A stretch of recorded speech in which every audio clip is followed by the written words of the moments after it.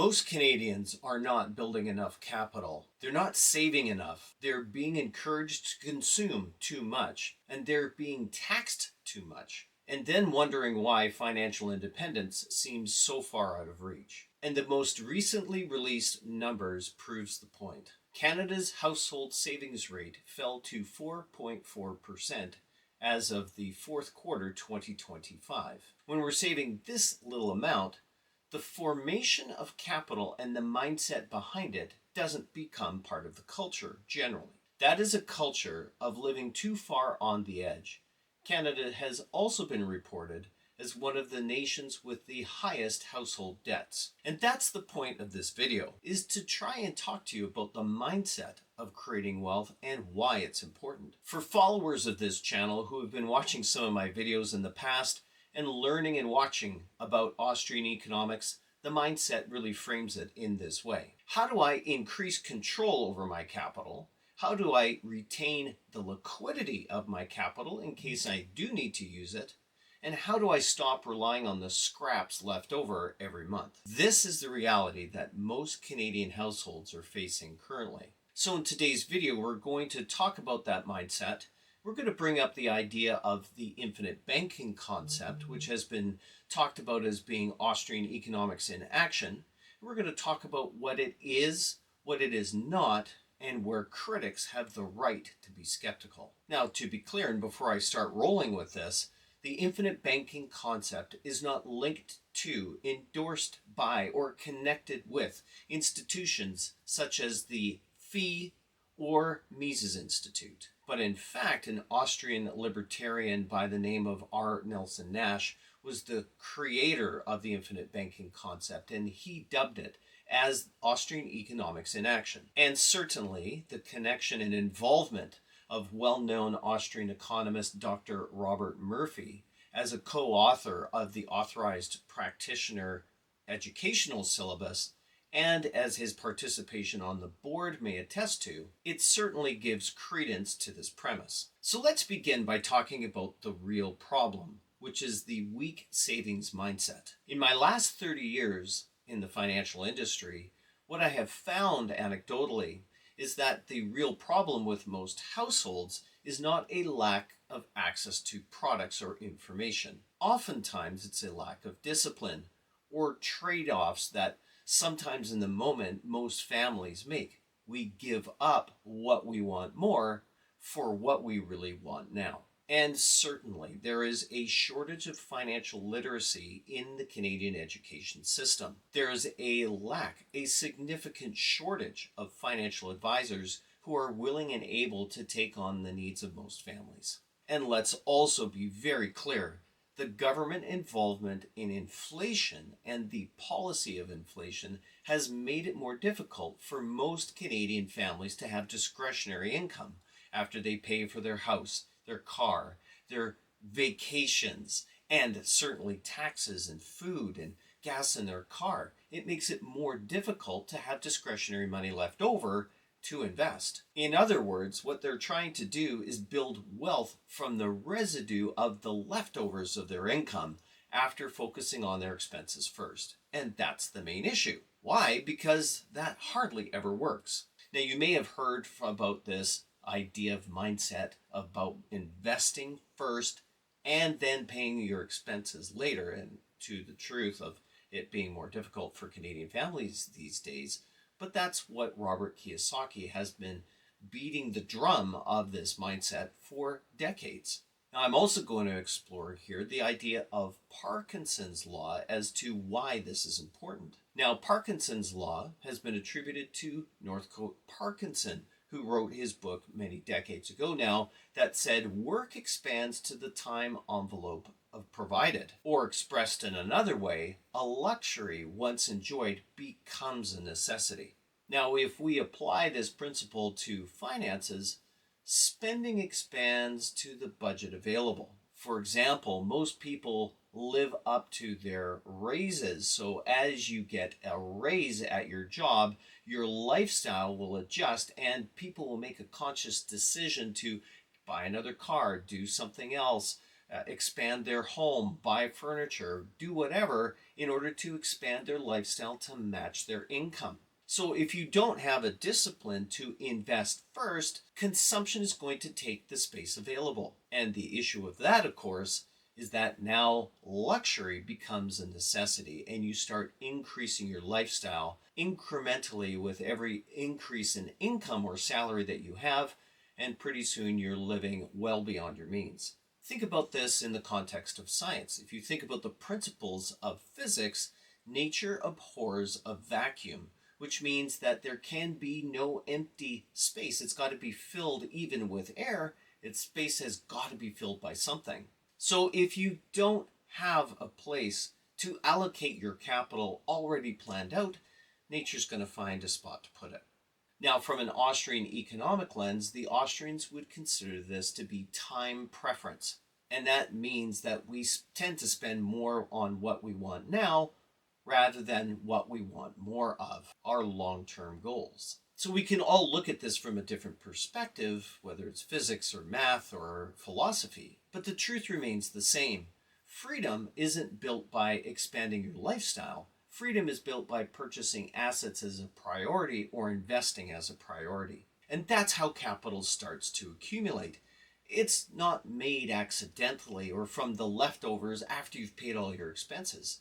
It's done so by prioritizing your investments, making sure that you're building assets that produce an income so that if your income and your ability to create an income is taken away from you, you can rest assured that you have the ability to still maintain that lifestyle. Now, followers of Austrian economics or libertarian principles would say this much more mathematically, that capital is built over time by deferring consumption, and that accumulating capital is then invested into productive assets. And this is done on a very disciplined approach. It's done to prioritize the spending in this way because you cannot simply drift into financial independence.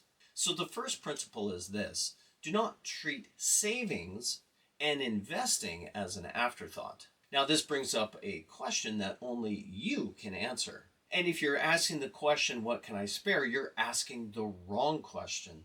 The real question is, how much of my income can I prioritize to build assets or accumulate savings? Now, for some households, if you get serious about this, it could go upwards of 15, 20%, or even larger. Now, those percentages may seem exceptionally daunting.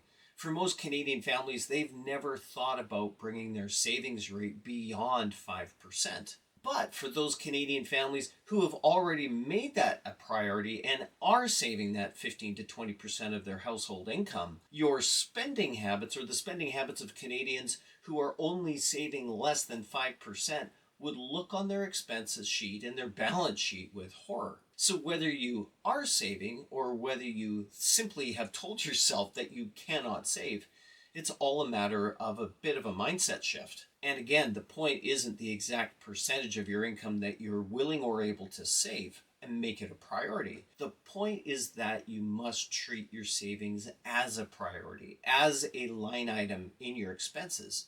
It's not discretionary. So once you've got into the savings mindset, now we can move into the control and liquidity of that savings. And this is where the Austrian economic lenses really matter. Austrians generally distrust systems that are built on dependency, distortion, leverage, and centralized control. Austrians put a premium on private property, voluntary exchange, contractual certainty, and resilience. So when we put somebody's personal finance and put it through that lens, what do we come up with? We come up with questions such as, how much control do you have over your money? How much control and how much exercise do you have over the liquidity of that money? And how dependent are you on banks, market timing, government interference, and external approval? Now, this does not mean that every bank is evil and every financial product is inherently morally corrupt. It means that you have a priority over strengthening your personal balance sheet, creating more control, options, and flexibility. And it's in that spirit that people become attracted to the infinite banking concept. So let's move into that and talk about what it really is. The infinite banking concept, which was created by R. Nelson Nash, is a process of controlling the function of banking in your life. And what did he mean by banking? It was deposits, withdrawals, and basically the basic cash flow function in your financial picture. And this idea about controlling your own financial picture was the process of infinite banking. And the platform that Nelson decided to promote as the best way to do infinite banking, the platform of infinite banking, is a specifically designed, participating, dividend-paying whole life insurance contract. Now, this financial tool was what, in his view, was the best way to create a tax-free capital reservoir. Nelson was somebody who was deeply influenced by the ideas of personal liberty and free market ideas. Now let's move into a bit of precision about the infinite banking concept, because this is where most people get sloppy with it. The idea is not to become a bank in the legal term. The idea is that you build a contractually guaranteed asset made up of death benefit that is contractually guaranteed and cash value that is contractually guaranteed. These insurance companies create a dividend return which influences both the death benefit and the cash value by increasing them in a compounding basis over the lifetime of the policy. The idea is that you can potentially use that asset that's built up over time to collateralize for retirement income, for investments, for purchases, large purchases that you would have made and liquidated your capital. And so then it becomes an alternative way to view your capital flow. In a policy that's designed to accumulate capital, you pay premiums, you can over-contribute on those premiums up to the extent of the maximum allowed by law. Dividends are paid but not guaranteed. That cash value builds up over time, and you can purchase paid-up additions, which basically allows you to expand the death benefit as you grow older. The policy owner can then tap into the liquidity of that policy by assigning it with a bank or using it directly through the insurance company as a policy loan. The policyholder also is in control of the amount and duration of both the minimum and maximum premiums paid into the contract. And that's the real strength of it. It's not some voodoo magic or magic pill. It's not tax-free fairy dust, or should never be construed as being an investment or an alternative to one. It's simply an asset class that you can control more of your capital and direct it in the ways that you want. It improves control, it improves flexibility, and it should be considered as part of an overall sound financial plan that includes insurance, investments, risk, and debt. Now, here's a correction that needs to be made clear. When advisors say pay interest to yourself, they are technically incorrect. If you are borrowing against the accumulating value of a policy, interest is still payable to either the bank or the insurance company. You do not make extra returns by paying interest into it. Your returns are static no matter if you're borrowing or not. Now, the actual argument for this is a little bit more nuanced. What you're really doing is you're preserving the long-term tax-exempt in Canada or tax-free in the US compounding values of the policy while still retaining access to the liquidity of that capital that's residing inside that contract. Now, compared to the mindset of building up capital and then spending it, the difference here is that you're not giving up the returns that you're otherwise missing by spending your capital. Now, yes, you're still paying an interest cost, but I'm going to refer to the Canadian Income Tax Act here. Specific investments will allow you to deduct the interest as allowed in the Income Tax Act. And depending on how you're borrowing it and how you're investing it, part of the contributions may also become tax deductible. Now, it's my opinion that that's a much more honest way to try and explain it. So how can the infinite banking strategy fit with specific people that are looking to implement it? Now, we have to start with the premise that infinite banking is not for everybody.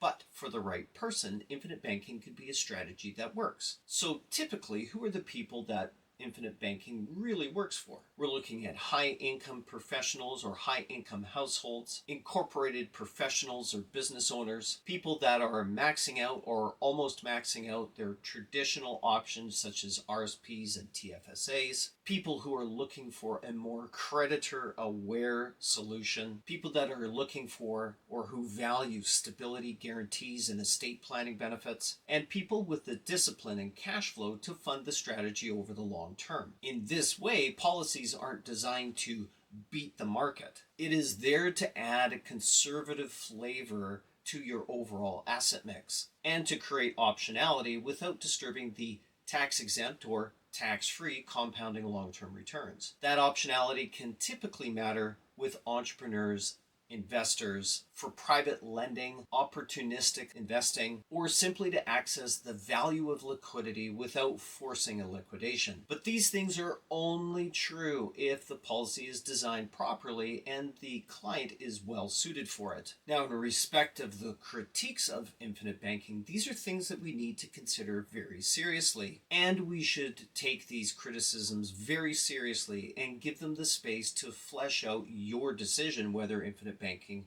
works for you or not. And I would agree with the critics of infinite banking that this strategy is generally oversold. For example, wealthy families do not just skip RSPs and TFSAs because life insurance is the real secret to their wealth. That framing really isn't compliant at all and doesn't fit the insurance need. Let's be honest, a TFSA may be much more favorable than a policy with infinite banking in mind because the TFSA is one of the cleanest, most efficient, and discretionary tax-free vehicles Canadians can access. And on the other hand, many Canadians view RSPs as legitimate. And it is legitimate because it is a very efficient tax deferral vehicle on high income. And many things come into factor when Canadians are considering contributing to an RSP or a TFSA, and that could be many things such as pensions, corporate structure, personal goals, individual goals, liquidity needs. No serious certified financial planner should be positioning IBC as a universal replacement for a TFSA or RSP. And it should be also considered that authorized practitioners of the IBC concept are not just a one-trick dog and pony show. IBC can be considered a complementary strategy for a narrower set of clients. Now, of course,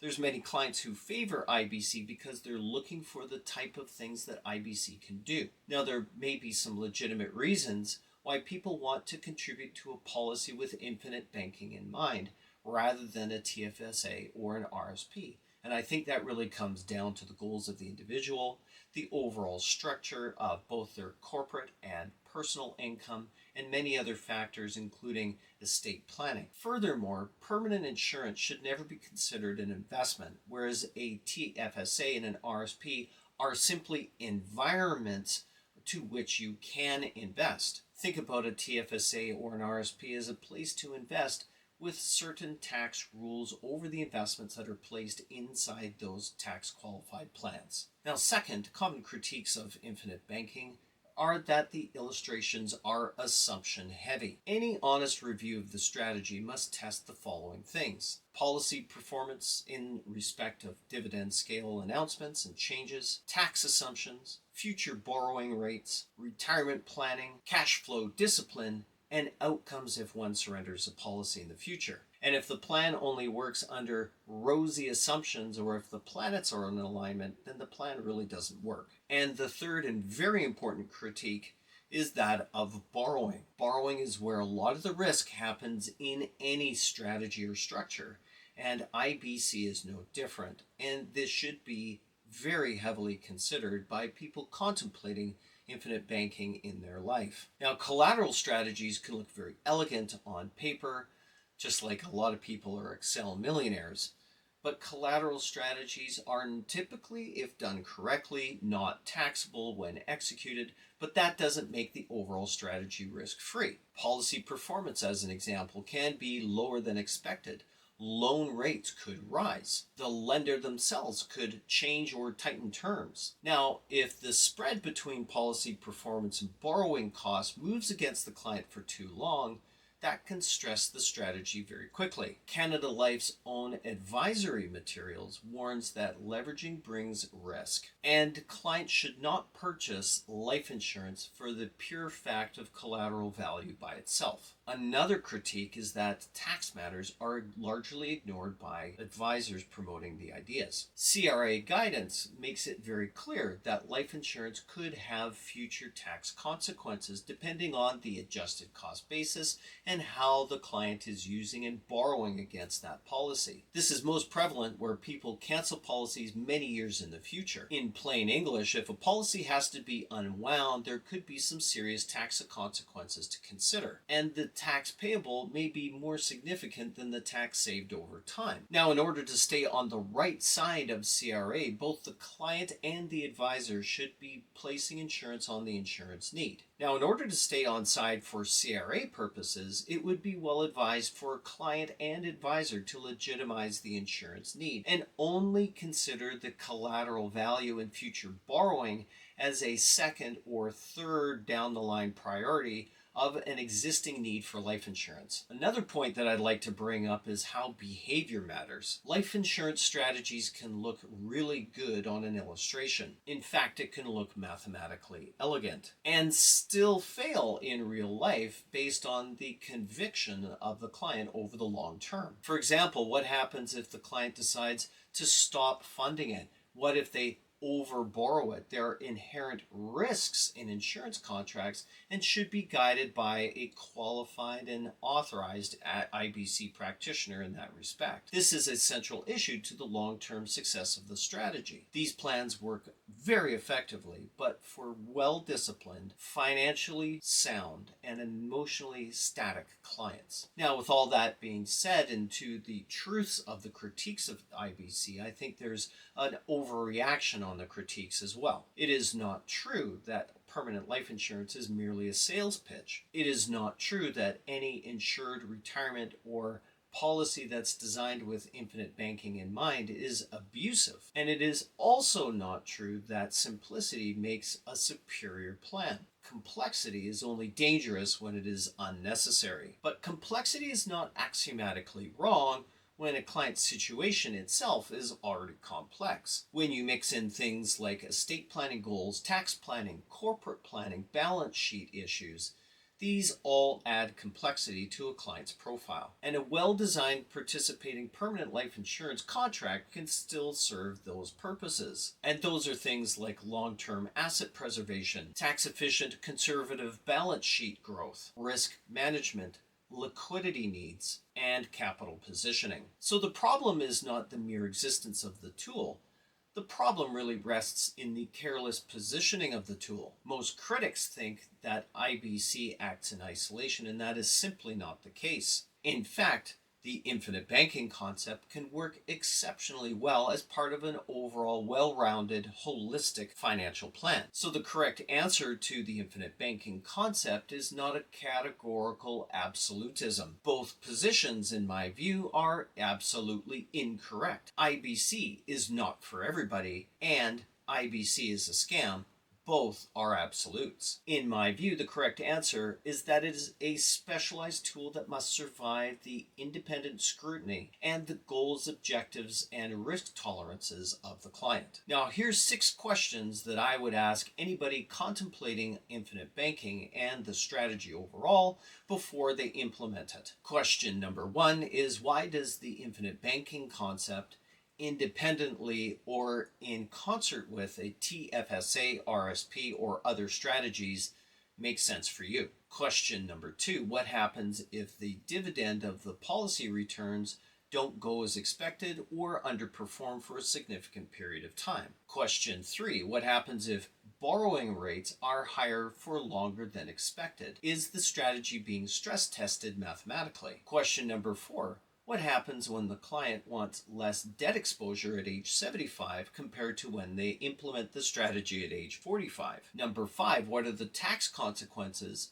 about unwinding a contract in the future? Of course, there's many options to simply unwinding the contract, but it depends on the terms of the contract and the company that one chooses. 6, If infinite banking or any permanent insurance policy is being contemplated inside a corporation, is the advisor connecting with the other advisors advising the client, such as the accountant or lawyer? In other words, has any extraction of benefits been considered by other third-party people? In short, is your advisor stress testing the overall strategy, or at the very least having collaborative conversations with other professionals that you're doing business with in order to make sure that this product and the strategy doesn't conflict with any other planning that's currently being contemplated? And to be sure, the infinite banking concept is not a one-size-fits-all strategy. The process of infinite banking may use the platform of a well-designed permanent life insurance contract, but what other alternatives has the client considered in order to replicate this in any other fashion? A well-designed policy may be the best platform, but it may not be the only one. So here's the bottom line. Canada does not have a product problem. It has a capital formation problem. Most people save too little, too late, and too inconsistently, and they don't prioritize it. The Austrian economist insight is still right. Freedom comes from ownership. It comes from liquidity. It comes from optionality, and from building a stronger private balance sheet. The infinite banking concept can be the right expression for the right person, but in my opinion, it can only be done so when presented honestly, not as a miracle, not as a blanket replacement for other strategies that may exist, not a strategy that should be purchased on optimism alone, not a strategy that should be purchased in isolation, and certainly no replacement for discipline. Use simple tools where simple planning is most effective. Use advanced tools where advanced tools and planning is justified. But in every case, the client should be made fully aware before their purchase of the trade-offs. What are they gaining and what are they giving up by pursuing the infinite banking concept? And that is how you build wealth in the right way. If you found this video to be helpful in your journey in economics, politics, philosophy, financial literacy, and history, make sure you hit a like, subscribe, and click that notification bell for upcoming videos.